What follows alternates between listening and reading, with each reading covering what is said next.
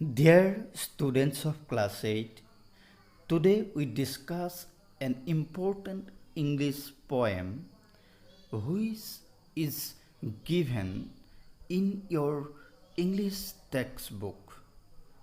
The name of this poem is My Native Land. This is very important, you listen carefully. My Native Land. এই কবিতাটোৰ ছাত্ৰ ছাত্ৰীসকল অসমীয়া অৰ্থ হৈছে মোৰ উপজা ঠাই বা মোৰ জন্মস্থান। এই কবিতাটোত there is a conversation between a little girl and an old man. ইয়াত এজনী সৰু ছোৱালী আৰু এজন বৃদ্ধ মানুহৰ মাজৰ কথোপকথন দিয়া হৈছে। আহাচোন তেওঁলোকে কি কথা পাতিছে আমি আলোচনা কৰোঁ। He asked me, the old man by the street, blind, lonely, and poorer than me, tell me what my land is like.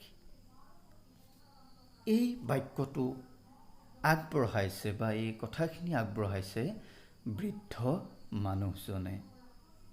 ইয়াত ছাত্ৰ ছাত্ৰীসকল মই আগতেও উল্লেখ কৰিছোঁ কোনে কেতিয়া ক'ত আৰু কিয় এই প্ৰশ্নবোৰ যেতিয়া আমি আমাৰ মাজত কৰিম তেতিয়াহে আমি এই কবিতাটোৰ অৰ্থ বুজি পাম বা এই কবিতাটোৰ যি সৌন্দৰ্যতাক আমি বুজিব পাৰিম। ইয়াত প্ৰথম ষ্টাঞ্জাটোত আমাক কৈছে হি আস্কড মি, তেওঁ মোক সুধিছিল। কোনে সুধিছিল? দি অল্ড মেন অৰ্থাৎ বুঢ়া মানুহজনে সুধিছিল। ক'ত সুধিছিল? বাই দ্য ষ্ট্ৰীট, ৰাস্তাত সুধিছিল। কিয় সুধিছিল? কাৰণ বিকজ হি ইজ, তেখেত কি? ব্লাইণ্ড, অন্ধ, লনলি, অকলশৰীয়া, পুৰাৰ, দুৰ্ভগীয়া আছিল। কাৰ তুলনাত দুৰ্ভগীয়া? দেন মি, মোতকৈ, অৰ্থাৎ সেই সৰু ছোৱালীজনীতকৈ। আমি যদি আৰু গভীৰতালৈ যাওঁ কবিজনতকৈ তেখেত দুৰ্ভগীয়া আছিল। কি সুধিছিলে সেই বৃদ্ধ মানুহজনে? টেল মি, মোক কোৱা, what my land is like, মোৰ জন্মভূমিখননো দেখাত কেনেকুৱা এই কথাটো মোক কোৱাচোন। ছাত্ৰ ছাত্ৰীসকল, তেখেতে কিয় সুধিছিলে? তাৰ কাৰণটো হৈছে তেখেত আছিলে ব্লাইণ্ড, অন্ধ, লনলি আছিল, অকলশৰীয়া আছিল আৰু কি আছিলে লগতে পুৰাৰ, দুৰ্ভগীয়া আছিলে। Then me, then the little girl, then the poet, কবিজনতকৈ বা সৰু ছোৱালীজনীতকৈ দুৰ্ভগীয়া আছিলে।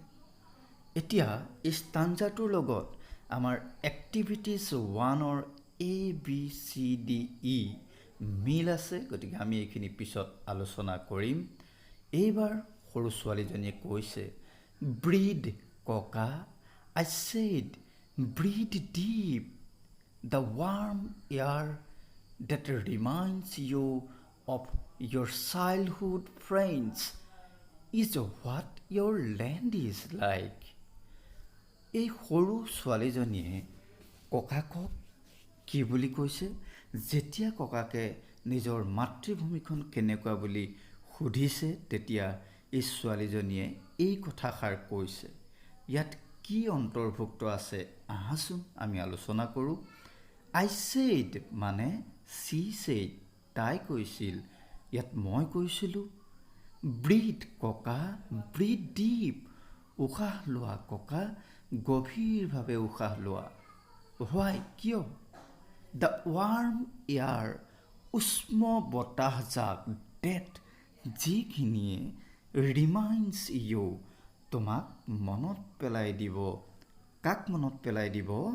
অফ ইয়'ৰ চাইল্ডহুড ফ্ৰেণ্ডছ, তোমাৰ ল'ৰালিকালৰ বাল্যকালৰ বন্ধুবৰ্গক মনত পেলাই দিব। Is what your land is like, তোমাৰ মাতৃভূমিখন এনেকুৱা হয়নে?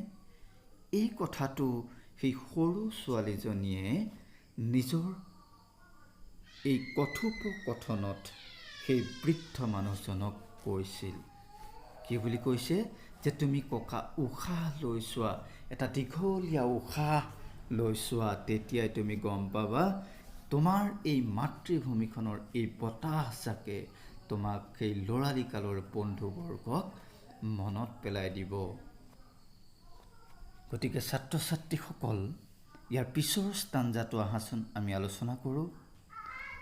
সেই সৰু ছোৱালীজনীয়ে কৈছে, the cool breeze on your face this morn after last night's endless thunder and rain is the peace breed of your land.